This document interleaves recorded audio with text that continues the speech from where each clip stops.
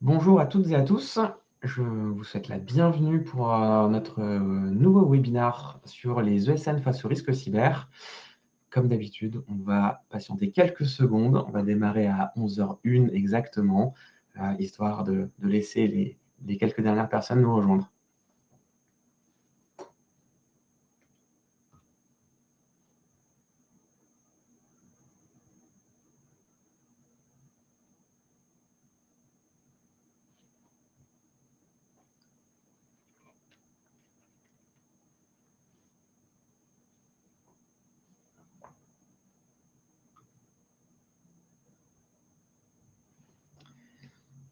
Il est 11h01.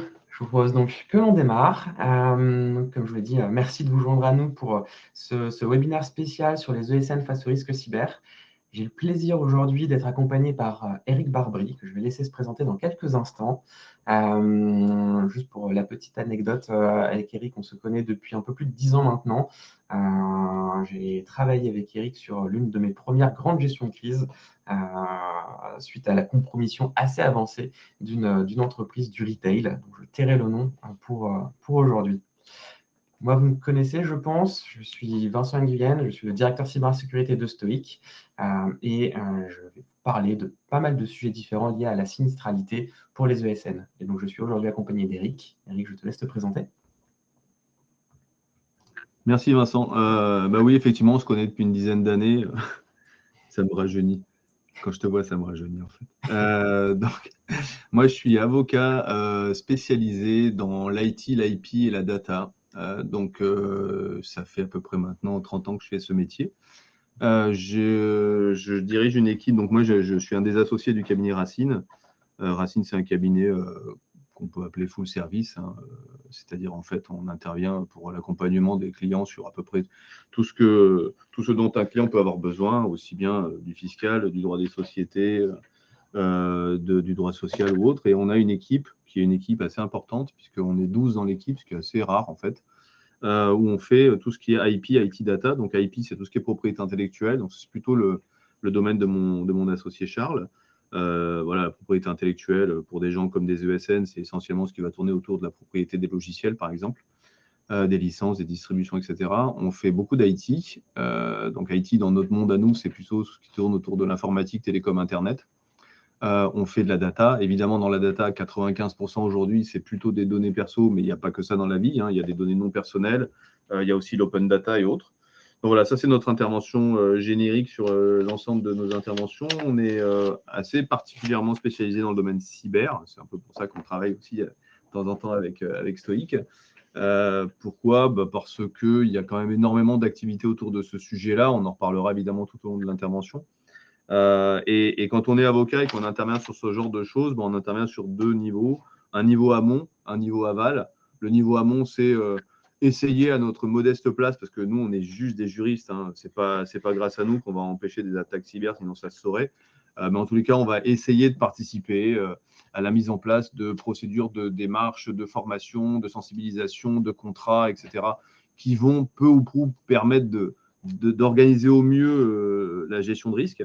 Et puis malheureusement, on intervient aussi en aval quand le risque est arrivé, qu'on appelle ça généralement pour nous une violation de sécurité au sens RGPD par exemple ou d'autres, pour accompagner les boîtes dans la gestion de cette sinistralité, qui peut être là aussi de l'infrarouge à l'ultraviolet.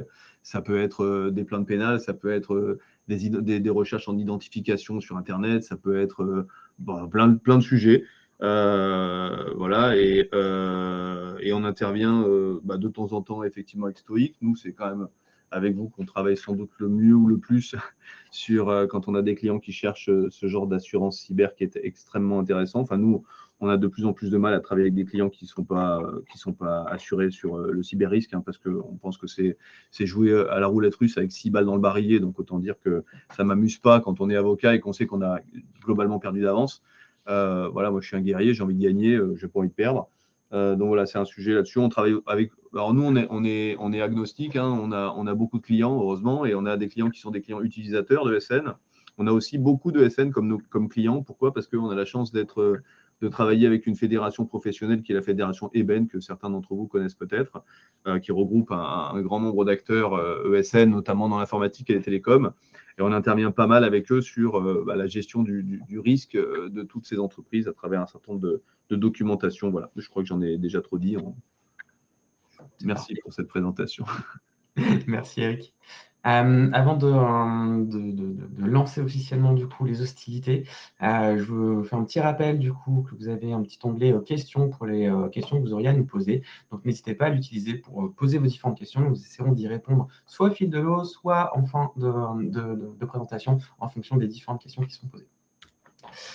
Alors, qu'allons-nous voir aujourd'hui? Je fais un tout petit récap sur Stoic. Je pense que vous êtes déjà pas mal au courant de ce que l'on fait et de qui on est.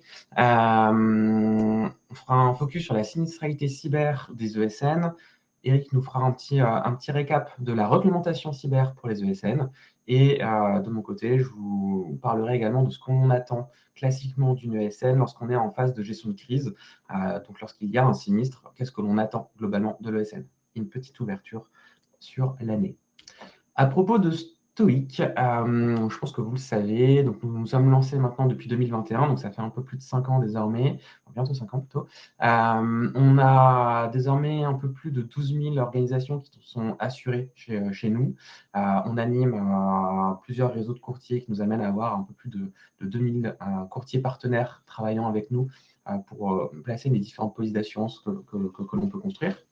On est présent au sein de 6 pays en Europe, 6 pays différents en Europe, et notre extension va continuer, évidemment, vous le savez bien. On a plus de 130, voire même plus de 150 collaborateurs qui sont désormais implantés dans les différentes régions de France et d'Europe sur lesquelles on est amené à travailler.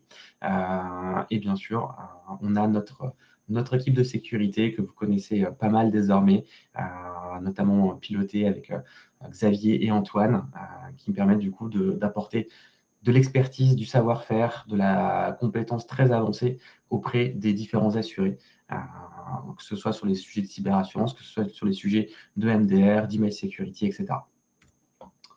Notre mission, globalement, c'est d'être le CISO de l'Europe, d'être le RSSI de l'Europe, à savoir, en tout cas, des PME, des ETI, des entreprises européennes. On veut les protéger contre le risque cyber et les protéger, évidemment, c'est en amont. C'est pour ça qu'on a pas mal de solutions, d'outils, de services amont. Mais bien entendu, on n'existerait pas s'il n'y avait pas non plus des fois des sinistres. Et donc, on est amené à traiter un petit paquet de sinistres. Pour ceux qui avaient assisté notamment à notre webinaire précédent sur la publication de notre rapport sur la sinistralité 2025, on vous avait partagé qu'on avait traité quelque chose comme un peu plus de 700 incidents sur l'année 2025. Et je peux déjà vous spoiler un petit peu, mais sur l'année 2026, l'année 2026 démarre très fort. Le mois de février, qui est globalement le mois le plus court de l'année, on a déjà plus de 100 incidents traités sur un seul mois. Donc, on voit que la sinistralité va continuer. Ce qui va nous intéresser aujourd'hui, c'est notamment celle concernant les ESN, les entreprises de services numériques, les fournisseurs de services numériques. Pourquoi? Tout d'abord parce que les ESN sont de base une cible très intéressante pour des cybercriminels. Les ESN, notamment les collaborateurs dans les ESN, les consultants, les analystes, peu importe le terme qui va être utilisé, l'ingénieur ESN, ces personnes-là disposent bien souvent d'accès très avancés sur les systèmes d'information de leurs clients. Par très avancé, c'est que parfois, il y a carrément de l'infogérance qui va être faite, et donc du coup, ce sont des comptes d'administrateurs qui sont mis à disposition des consultants, des ingénieurs de l'ESN sur le système d'information de leurs clients. C'est normal, ils en ont besoin dans le cadre de leur activité, et c'est pour ça justement parfois qu'on fait appel à eux. Donc c'est tout à fait normal qu'ils puissent posséder ce type de privilèges très avancés sur le système d'information. Mais ça veut dire également que pour un attaquant, c'est très intéressant de réussir à identifier qui est le fournisseur, quel est l'ESN qui travaille avec une organisation donnée, parce qu'en attaquant cette ESN-là, en attaquant les consultants, les ingénieurs qui travaillent sur ce compte, ben, ils savent qu'ils vont pouvoir obtenir tout de suite des droits très avancés sur le système d'information. Donc lorsqu'ils arrivent à les compromettre, ben, ils vont passer pas mal de barrières, ils vont être très avancés sur la kill chain, hein. Je ne sais pas si vous vous souvenez, la kill chain sont les différentes étapes par lesquelles un attaquant va nécessairement passer lorsqu'il réalise son attaque. Et donc, au plus il aura des capacités avancées type accès privilégié, au plus il sera prêt à faire les attaques qu'il souhaite. Donc, premier intérêt pour des cyberattaquants de viser des ESN, tout simplement grâce aux accès qu'ils ont sur les systèmes d'information de leurs clients. Deuxième point très intéressant, c'est les données, le type de données manipulées par une ESN. Dans les ESN, je vous ai dit, on va retrouver évidemment les infogérants, on va retrouver aussi des cabinets de conseil, on va retrouver ce type de structure-là qui vont nécessairement posséder des données très, très, très intéressantes sur les clients finaux. Ça peut être du code source, des applications qui sont en train d'être développées, ça peut être des bases de données, des bases de données métiers potentiellement, des schémas d'architecture, évidemment des identifiants techniques. Là, du coup, je rejoins les accès privilégiés dont on a parlé juste avant. Et puis, globalement, des données de stratégie, peut-être des études qui sont en train d'être menées, des études pour ouvrir un nouveau pays, pour lancer un nouveau produit, pour peut-être revoir également l'organisation interne. Donc, il y a peut-être des plans sociaux qui vont à un moment passer par une étude au travers d'une ESN. Bref, on a pas mal d'informations sensibles, très sensibles, qui vont à un moment transiter par les ESN. Ce qui est donc, à nouveau, attire l'intérêt des cybercriminels parce qu'ils savent qu'ils vont avoir de la donnée plutôt intéressante lorsqu'ils vont compromettre une ESN. Et aussi, ce n'est pas que une seule entreprise, ce n'est pas les données que d'une seule organisation, que d'un seul client. Ce sont toutes les données des clients de l'ESN qui peuvent être impactés. Donc ça devient très intéressant parce qu'on a un effet de levier qui va vraiment être très très important pour le cybercriminel. Non seulement il s'introduit dans un premier système d'information, il a donc la main sur un premier SI et il récupère les données sensibles de ce SI-là, mais dans ce système d'information, il récupère donc les données des clients et potentiellement les accès pour se connecter au système d'information des clients. Donc, on voit vraiment cet effet de levier et je vous parlerai de quelques exemples que l'on a eu dans l'année 2025 notamment, liés à ce type d'intrusion et de rebond jusqu'aux différents clients finaux. Les ESN reposent majoritairement sur de la confiance qu'on va pouvoir leur donner, de partir sur une ESN ou une autre. Et évidemment, si on leur donne des projets structurants, si on leur donne des accès à notre système d'information pour qu'ils puissent l'opérer, pour qu'ils puissent l'infogérer, pour qu'ils puissent nous développer des nouveaux services, des nouvelles applications, nécessairement, c'est qu'on leur fait confiance. À partir du moment où une ESN est compromise, elle a été attaquée, même s'il n'y a pas d'impact direct sur le client, forcément, la confiance va être fortement impactée. Quel est le niveau de confiance que l'on va pouvoir conserver, garder vis-à-vis de cette organisation à qui on avait donné des clés et qui malheureusement a perdu nos clés, ou qui s'est fait voler nos clés, ou nos données les plus sensibles. Donc nécessairement, il y a un impact économique qui peut être très très important du fait de la détérioration de la confiance que les clients d'une ESN vont à un moment avoir suite à une cyberattaque. Et puis un autre élément qui va pas mal exposer les ESN, c'est leur mode de fonctionnement.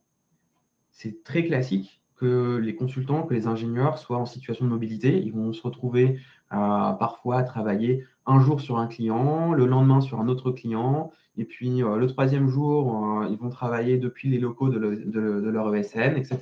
Donc, ils sont très souvent en situation de mobilité. Ce qui renforce du coup le fait que leur poste peut à un moment être volé, ils peuvent l'oublier quelque part. Il y a une situation en tout cas un peu plus complexe que lorsqu'on est plus sédentaire et on a un bureau vraiment clairement attitré. C'est aussi assez classique en ESN de permettre encore un petit peu de BYOD, donc de bring your own device, le fait de pouvoir apporter son propre ordinateur. Et typiquement, le consultant qui va travailler sur 4-5 clients différents n'a pas 4-5 postes de travail dans son sac. C'est pas possible. On va lui casser le dos et il y aura plein de problématiques. Donc, bien souvent, il va travailler sur son propre ordinateur, parce qu'il y a ce ordinateur qui lui a été confié par l'ESN, pour travailler sur les environnements de ses clients, pour amasser les données de ses clients, pour construire finalement le service ou la prestation qu'il a à rendre pour ses clients. Il est donc quasiment tout le temps en situation de multi-environnement, son propre système d'information, mais également les accès potentiellement par VPN ou autre à ses clients. Et quand je dis ou autre, c'est malheureusement pas rare de tomber sur certaines ESN qui ne vont pas forcément avoir les meilleures pratiques de management. Et on va trouver des solutions comme du TeamViewer, comme du AnyDesk, comme voilà, ce type de solutions-là qui sont très facilement contournables pour des attaquants et surtout ils vont les utiliser. En fait. Les attaquants vont utiliser ces solutions-là pour mener à bien leur méfait, leur acte malveillant. Donc, pas mal d'accès différents, pas mal de potentiel finalement offensif pour un attaquant. Pas mal du coup de sujets qui nous amènent à cette exposition assez importante d'une ESN, des accès privilégiés, des données sensibles, un modèle même qui repose sur la confiance et donc qui nous incite, qui peut inciter un cybercriminel à attaquer une organisation, une ESN spécifique, parce qu'elle sait qu'il va pouvoir lui mettre une forte pression vis-à-vis du maintien de la confiance avec ses clients. Et enfin, une surface d'attaque extrêmement importante. On l'avait déjà vu la dernière fois, mais on a un vrai sujet autour de l'augmentation de la menace, une vraie intensification de la menace. Nous, sur les dernières années, on a quand même noté une augmentation assez drastique en termes de fréquence de sinistres.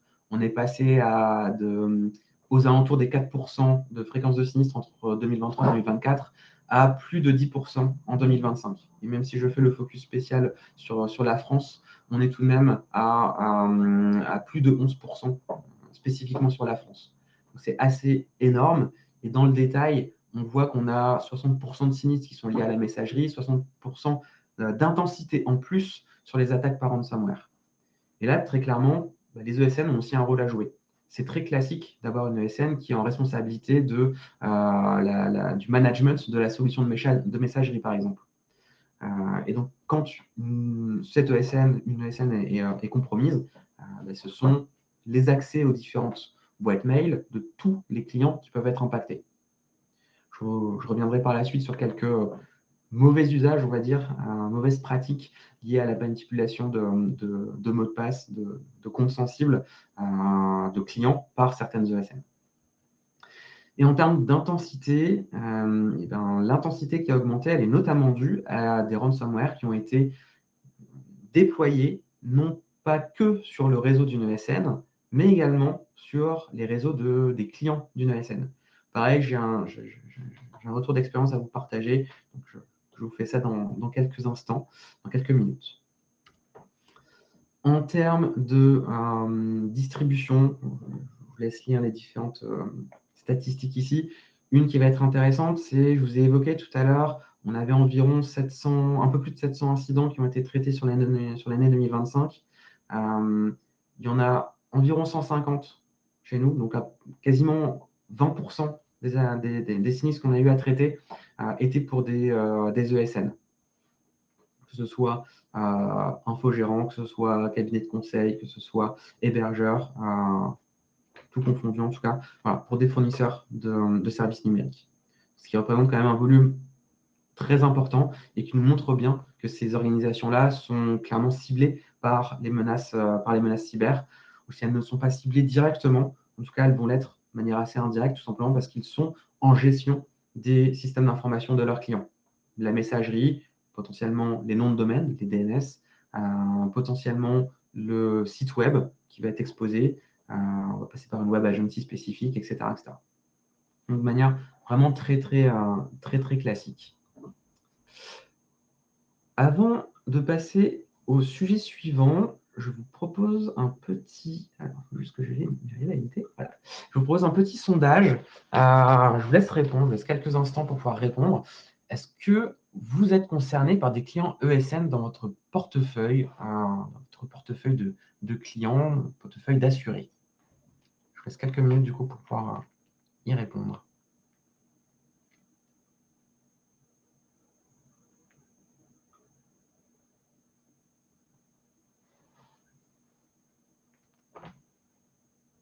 On a à peu près à la moitié des personnes présentes qui ont voté. Je vous laisse continuer.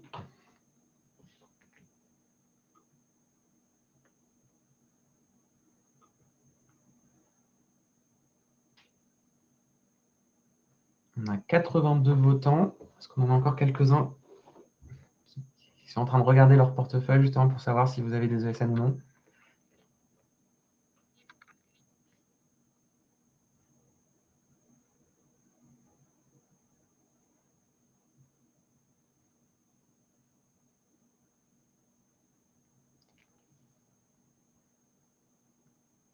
Je vous laisse continuer le vote. On est quasiment à une centaine de votants.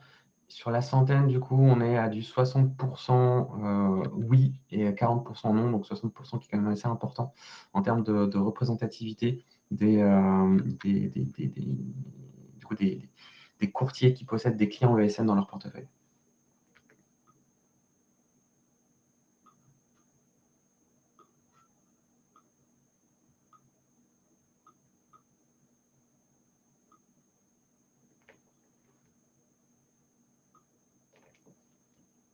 Je vous propose d'avancer un petit peu. Concernant des chiffres supplémentaires vis-à-vis de la menace pour les ESN, ce qu'on a pu constater, c'est que globalement, au plus une organisation va faire de chiffre d'affaires, au plus elle est sensible au fait de nous déclarer un sinistre dans l'année. Petite statistique intéressante, hein.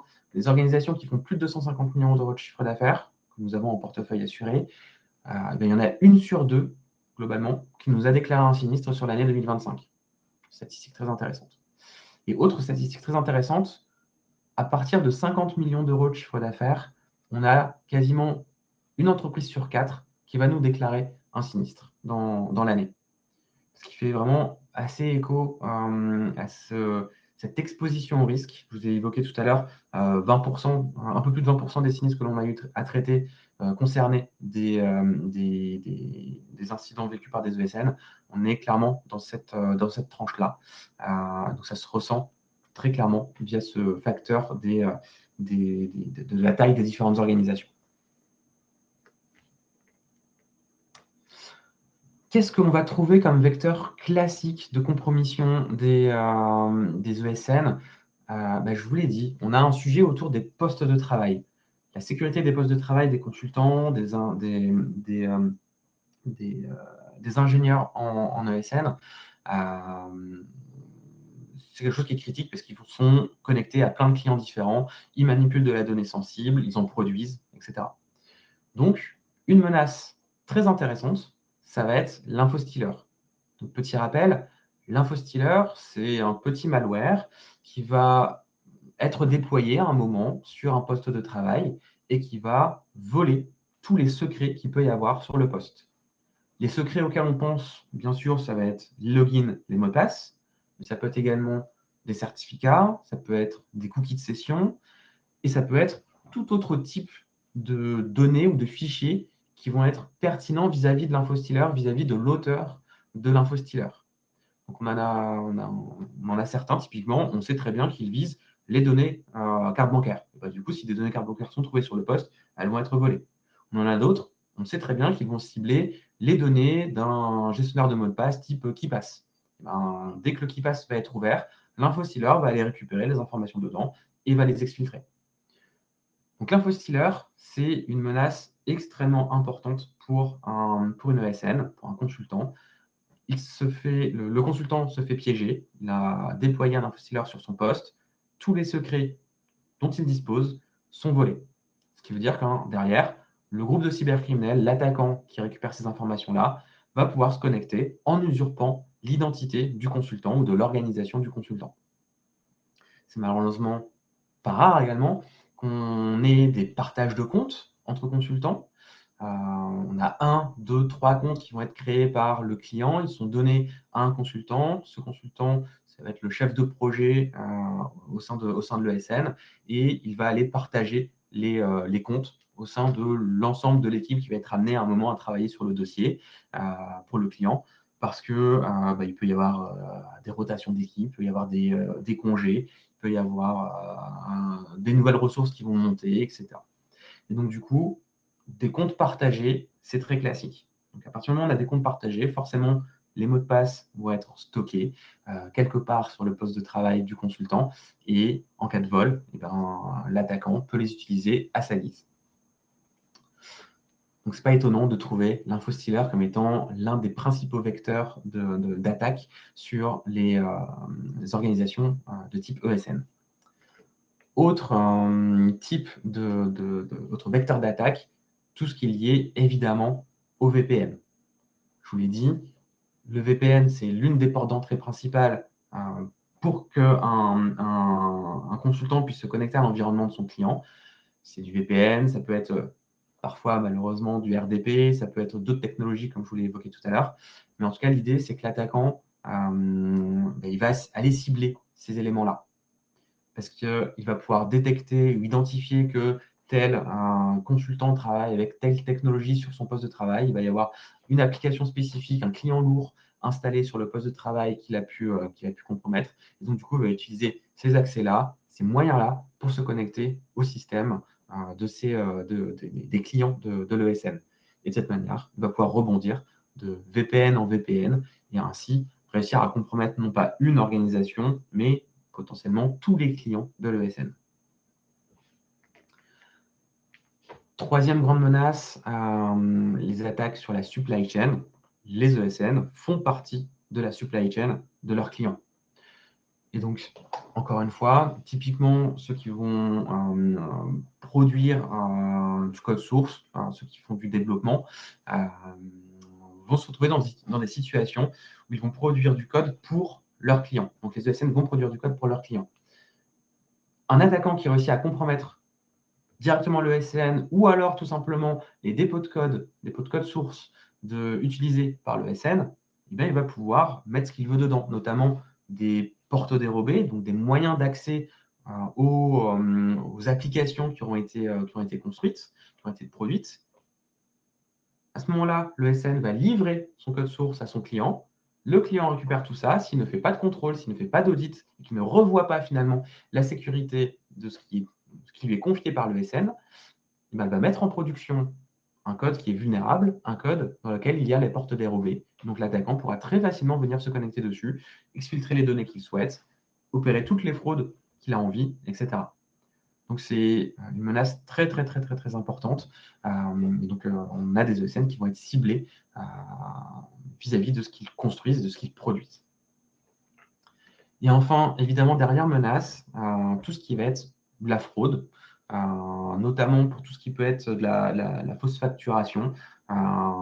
Évidemment que les ESN facturent énormément. Tous les mois, elles vont aller facturer la présence de leurs clients en régie, elles vont aller facturer les prestations qui sont au forfait, les échelonnements de prestations, etc. Donc, il y a beaucoup de factures qui sont émises, qui sont traitées, avec des délais qui peuvent être assez importants dans les paiements. Il suffit qu'un attaquant ait bien identifié le process de facturation pour réussir à s'intégrer dans les échanges entre les différentes entreprises, entre le SN et ses clients, pour ensuite, tout simplement, modifier les coordonnées bancaires, les coordonnées de virement, ou émettre des nouvelles factures, tout simplement, et globalement détourner de l'argent. Ça, c'est également une menace très classique pour les ESN. Rappel statistique, mais ces sujets autour de la fraude, des BEC, donc des business email compromise, des compromissions de messagerie pouvant amener à de la fraude par la suite, etc. Ça représente quand même 60% des sinistres que nous avons eu à traiter durant l'année 2025. Donc, gros sujet, et forcément, il y en a eu pour des ESN.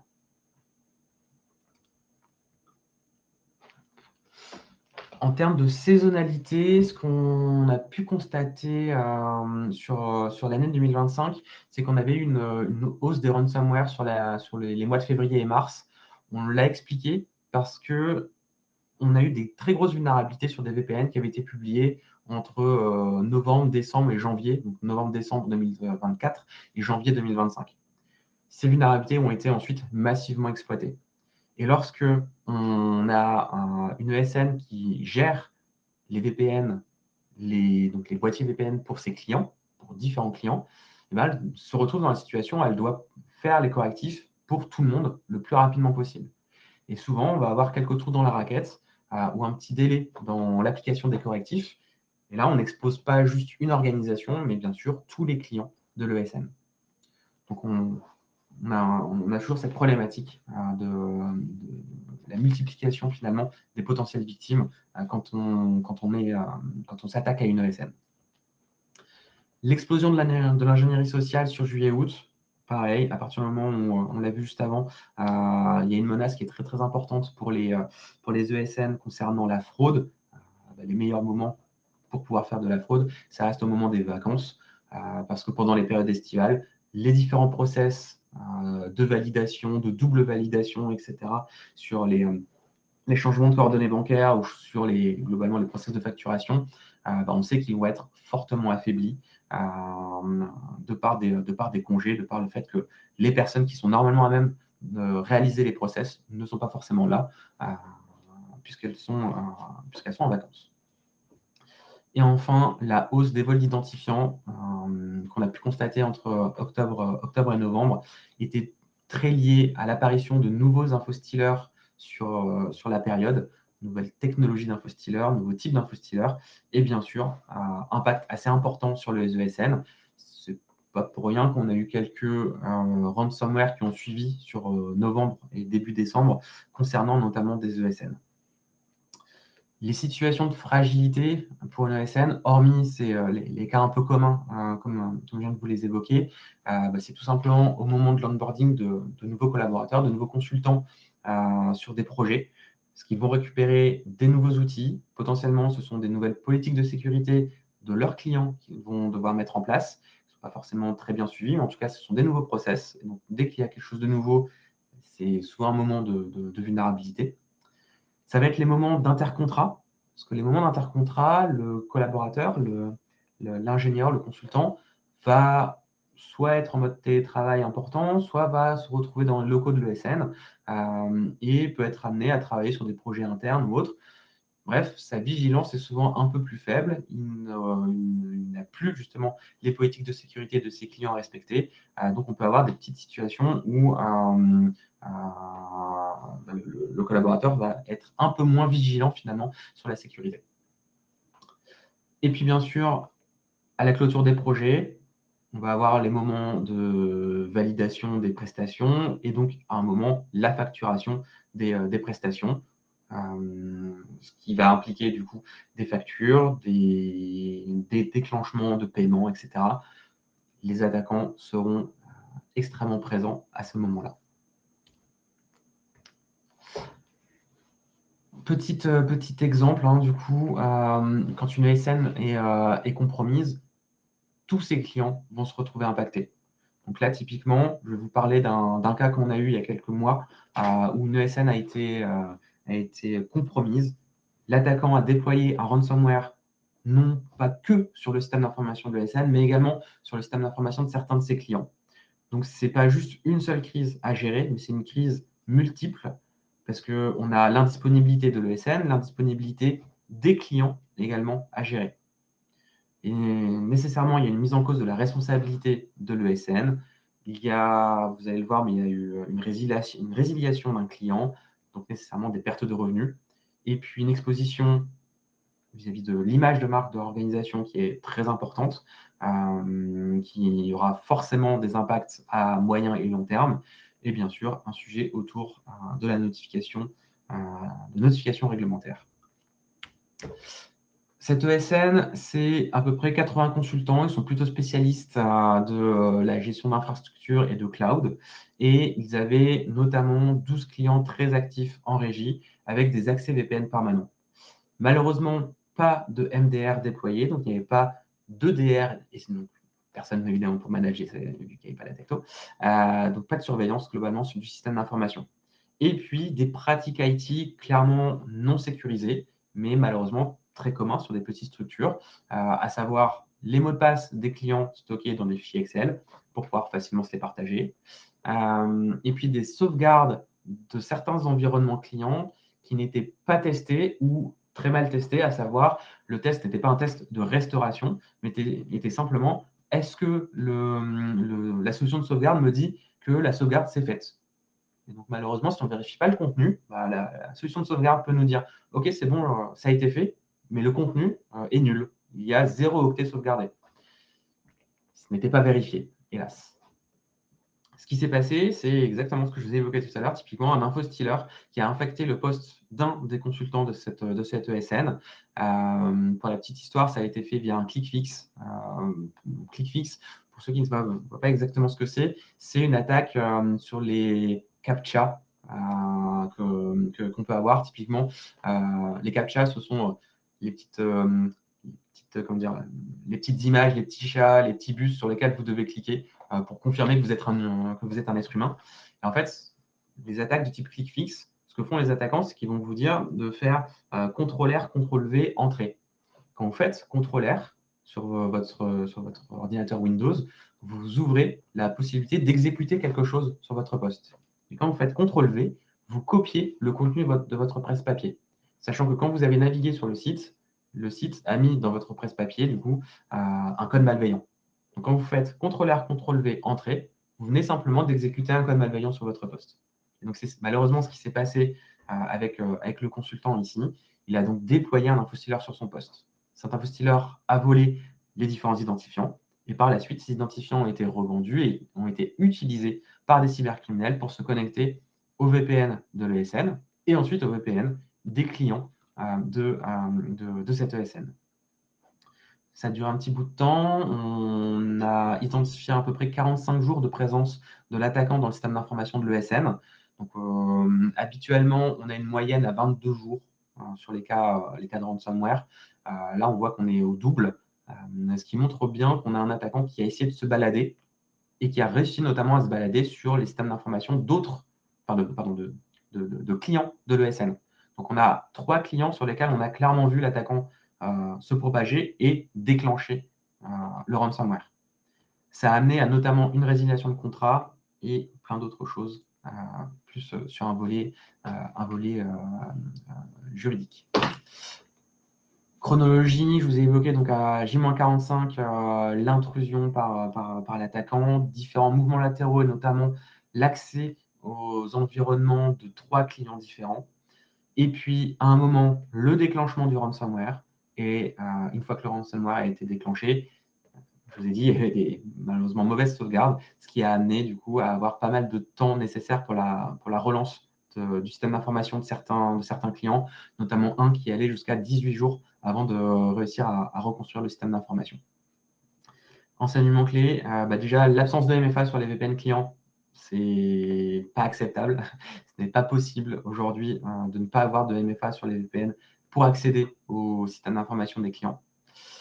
Les attaquants vont pivoter entre les différents systèmes d'information. C'est quelque chose qu'on ne voyait pas trop en 2023, 2024. En 2025, on l'a clairement vu, les attaquants qui bougent de système d'information. Les sauvegardes non testées, ça veut dire des sauvegardes inutilisables. Donc, il faut les tester. Et enfin, évidemment, conserver les mots de passe dans des fichiers Excel, c'est tendre le bâton pour se faire battre. Les attaquants vont les trouver et vont s'attaquer, vont les exploiter.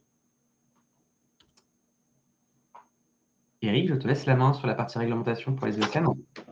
Avec plaisir. Merci Vincent. J'ai appris tellement de trucs ce matin. Je suis très content d'être venu. C'est dommage pour ceux qui n'ont pas vu. Blague à part.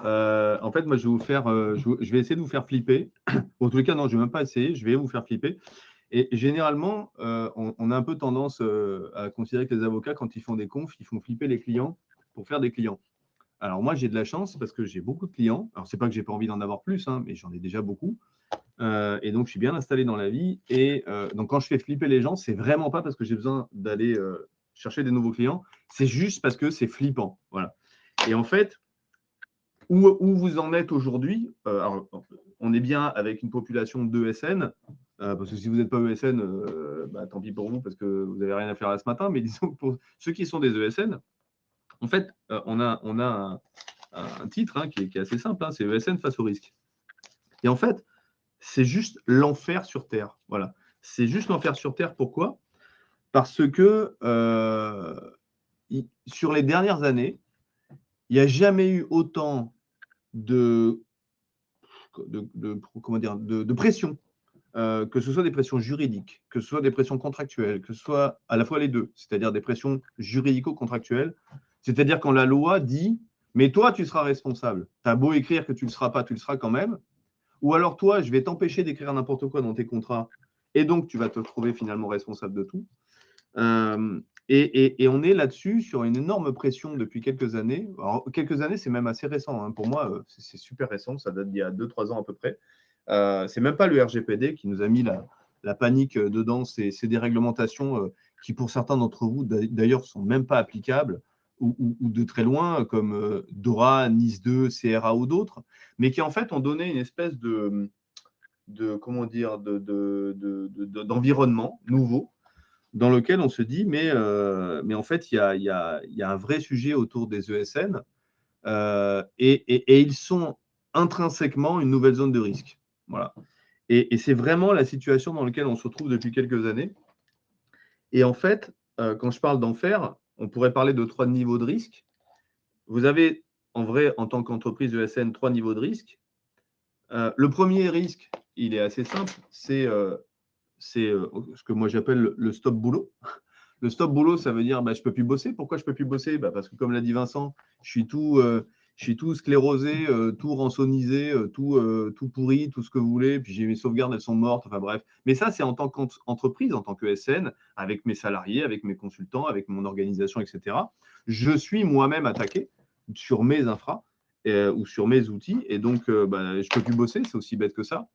Et on le voit et on le sait, Vincent, c'est quelque chose pour les boîtes qui, pour le coup, en plus, ne sont pas assurées, c'est la mort subite, voilà, c'est clair, parce que vous arrêtez de bosser, vous arrêtez de bosser. Si vous avez de la trésorerie d'avance, si vous avez si vous avez de l'argent à foison, bon, peut-être que vous en mettrez, mais des boîtes qui ont des trésoreries d'avance de ouf et de l'argent à foison, honnêtement, moi, j'en connais pas beaucoup. Et donc, ça veut dire que si vous êtes empêché de travailler pendant 1 mois, 2 mois, 3 mois, vous déposez le bilan. Voilà, fin de l'histoire. C'est aussi bête que ça. Et ça, c'est le premier risque auquel vous êtes confronté, mais ce n'est pas le plus grave. Celui-là, à la limite, j'allais dire, vous êtes bien assuré, vous avez Vincent, vous lui faites confiance en amont, parce que Vincent, ce que j'adore chez Stoic, et je ne fais pas leur pub, franchement, on est partenaires, mais on est partenaires d'occasion, comme des joueurs de tennis. On n'a pas de volant d'affaires ensemble, donc je dis ça de manière extrêmement détachée. Ce qui est absolument génial avec cette équipe, c'est, parce que je l'ai déjà utilisé pour des clients, c'est que non seulement ils sont là en aval, oui, quand il y a un problème, mais ils sont aussi là en amont pour essayer de détecter toutes les problématiques que vous avez de vulnérabilité en tout genre. Et je trouve que ça, c'est assez sympa. Bref, première zone de risque que vous avez, c'est le risque parce que vous êtes une entreprise et que demain, vous êtes au tapis. Si vous êtes assuré, vous pouvez à peu près vous en sortir. Mais vous avez 2 autres risques, et ceux-là, ils sont vraiment presque pas assurables. Le risque numéro 2, c'est la perte de clients, c'est-à-dire le stop client. Voilà, je perds mes clients, ce que disait tout à l'heure Vincent, je suis attaqué en tant que SN, il y a un rebond sur mes clients, c'est mes clients qui, au final, trinquent, c'est eux qui vont avoir géré la CNIL, avoir à gérer les autorités de contrôle en tout genre, etc. Pourquoi? Parce que c'est eux les primo-responsables, c'est eux qui sont en front avec les autorités de contrôle. Et qu'est-ce qu'ils vont faire, eux? Ils vont vous virer. Enfin, je veux dire, c'est aussi bête que ça. Moi, et je ne le fais pas de manière méchante, et ce n'est pas parce que je suis un avocat malsain, c'est juste parce que si vous avez un prestataire qui a mal fait son boulot, qu'est-ce que vous allez faire? Vous n'allez pas le garder. Donc, si vous considérez à la fin que la situation que vous avez rencontrée, c'est-à-dire la défaillance, elle est liée à une défaillance du prestataire, vous résiliez le contrat, fin de l'histoire. Et donc, le deuxième risque que vous avez, c'est ce que moi j'appelle le stop client. Le premier, on a dit, c'est stop boulot. Le deuxième, c'est stop client. J'ai plus de clients. J'ai plus de clients, je dépose le bilan. Deuxième situation. Et vous avez un troisième qui est en train de venir, mais comme un tsunami juridique, et là, il faut faire hyper attention. Le troisième, c'est le stop développement. C'est-à-dire qu'en fait, là, je garde mes clients parce que je fais un bon boulot et tout va bien, mais je ne peux pas en gagner des nouveaux. Pourquoi? Parce que je ne suis pas dans l'air du temps, c'est-à-dire dans l'air du temps de la conformité. Et c'est là qu'on arrive enfin à ce slide que vous avez à l'écran. Mais moi, les slides, là, pour moi, ils ne servent vraiment à rien généralement, donc j'en fais toujours pour le plaisir. C'est qu'en fait, on est en train de glisser tout doucement dans votre environnement ESN à un système où on était assez libre. Et moi, je le vois, ça fait 30 ans que, comme je vous l'ai dit, que je fais ce métier, donc je suis un peu le vieux crocodile dans le bidule. Mais ça fait allez, 28 ans que je suis libre de rédiger les contrats que j'ai envie. D'accord? Donc, comme je suis avocat et que j'ai pas d'idée, moi, j'ai que des clients. Quand je suis négociateur de contrat pour un client, bah, je vais essayer de tordre un peu le bras gentiment, mais sûrement à l'ESN. Et quand je suis côté ESN, je vais essayer de dégager ma responsabilité. Et là, on est dans un monde assez cool dans lequel on dit, bon, bah, ça, tout ça, c'est la liberté contractuelle. On peut faire à peu près ce qu'on veut. On rédige les contrats comme on veut. Et on avait même inventé des nouveaux contrats. Enfin, les contrats cloud à l'époque, ça n'existait pas. Les contrats sur les sauvegardes sécurisées, ça n'existait pas. Les contrats, tout ce qui est SaaS, PaaS, XaaS, IaaS, tout ce que vous voulez, ça n'existait pas. Les SOC bien faits, ça n'existait pas. Bref, mais on avait ce monde-là où on pouvait faire à peu près ce qu'on voulait. Aujourd'hui, c'est fini, quoi. On ne fait plus du tout ce qu'on veut. On ne fait plus du tout ce qu'on veut. Pourquoi? Mais parce qu'on a la loi qui vient s'immiscer dans les contrats.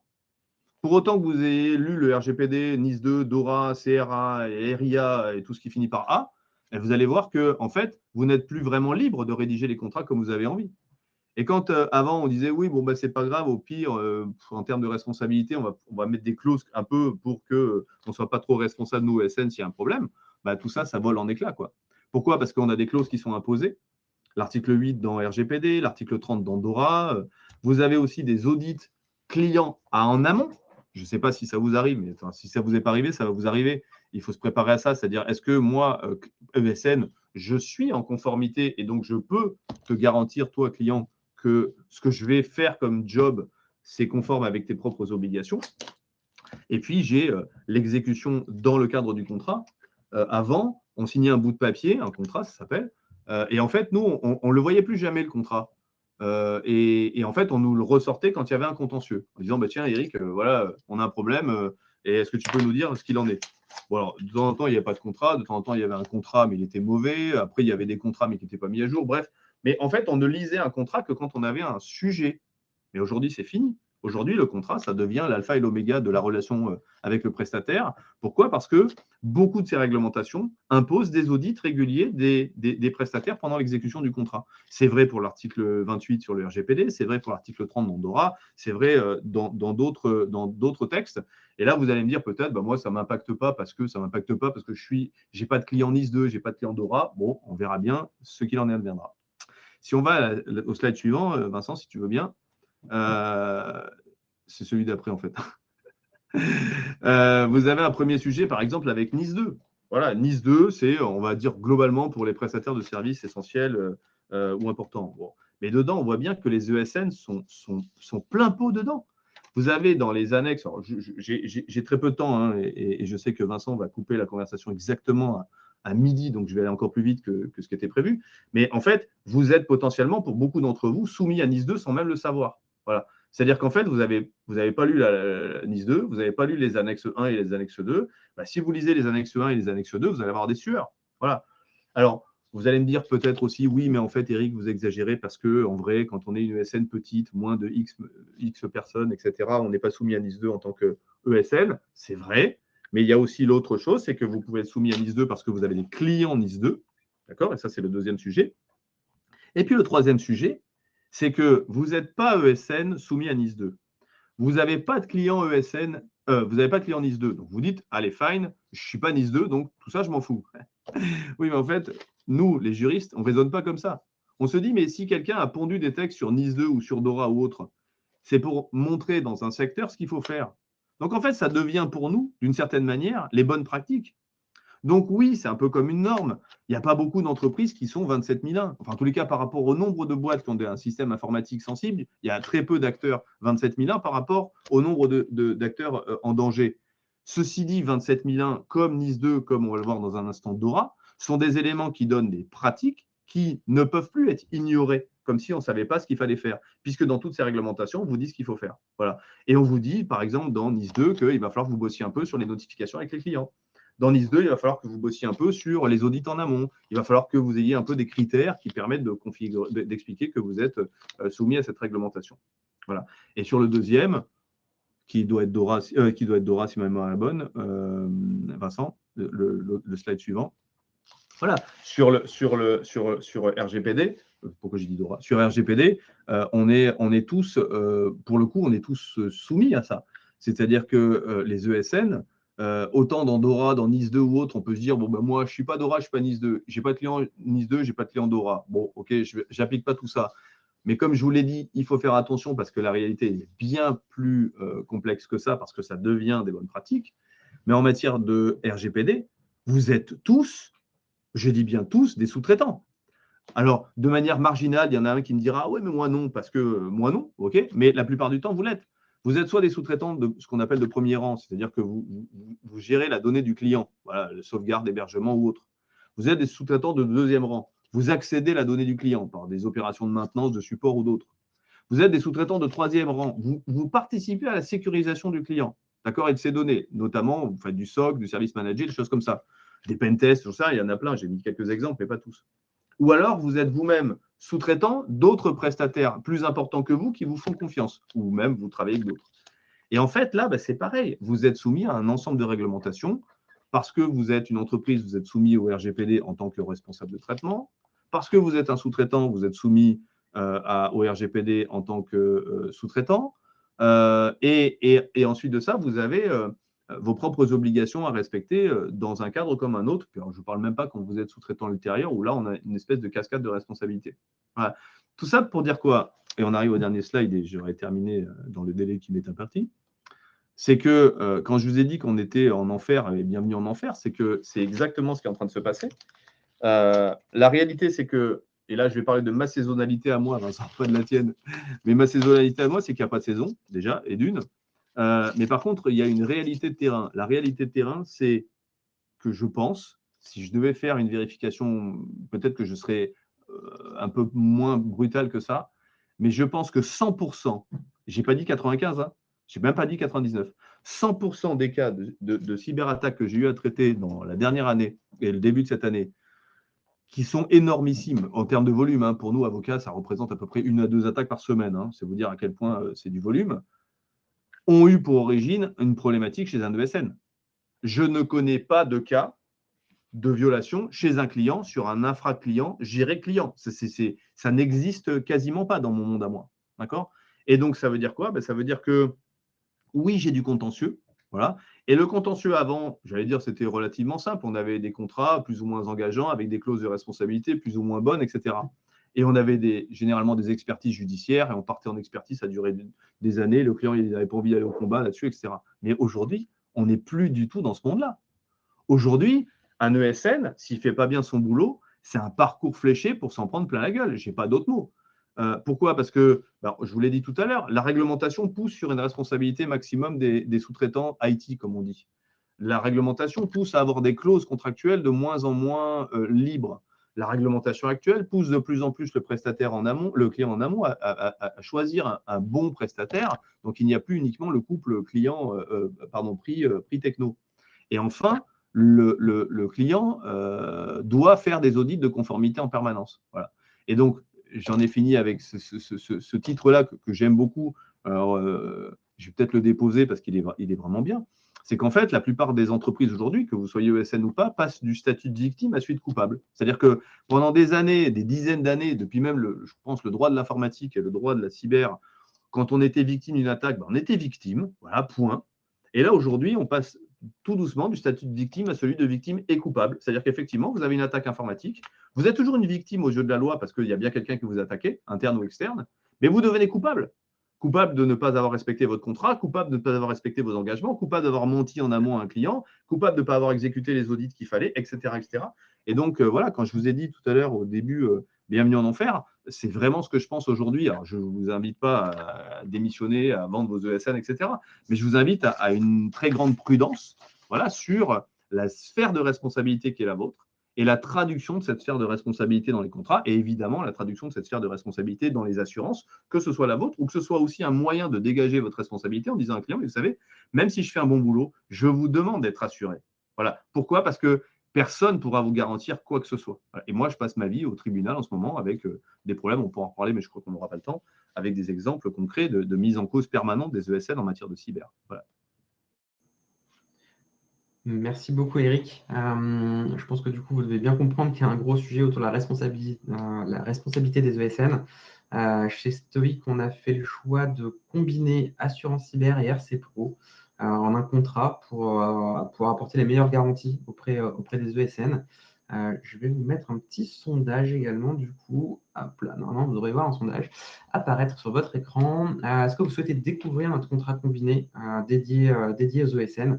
n'hésitez pas à y répondre pour qu'on puisse par la suite pouvoir vous transmettre plus d'informations sur ces sujets-là. Je vous laisse quelques instants pour y répondre.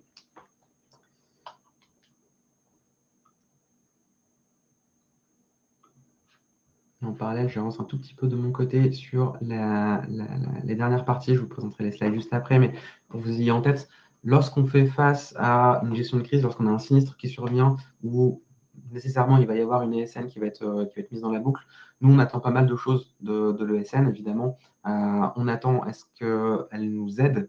En fait, l'ESN est souvent un des premiers répondants quand elle est suffisamment mature.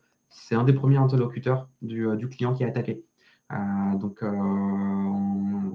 clairement, on attend d'avoir des gens formés, d'avoir des gens capables, d'avoir des organisations où il y a déjà les process qui ont été établis concernant la gestion des incidents et la gestion de crise. C'est ça ce qui va nous faire gagner effectivement énormément de temps lorsqu'on sera sur un sinistre donné.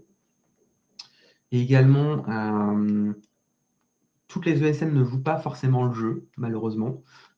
Nous, ce qu'on aimerait, c'est qu'elles soient disponibles, qu'elles comprennent la gravité de la situation pour un client qui est victime d'une cyberattaque. Donc, même si l'ESN ne gère qu'une petite partie d'un système d'information qui a été attaqué, nous, on va aller se mobiliser en 24/7.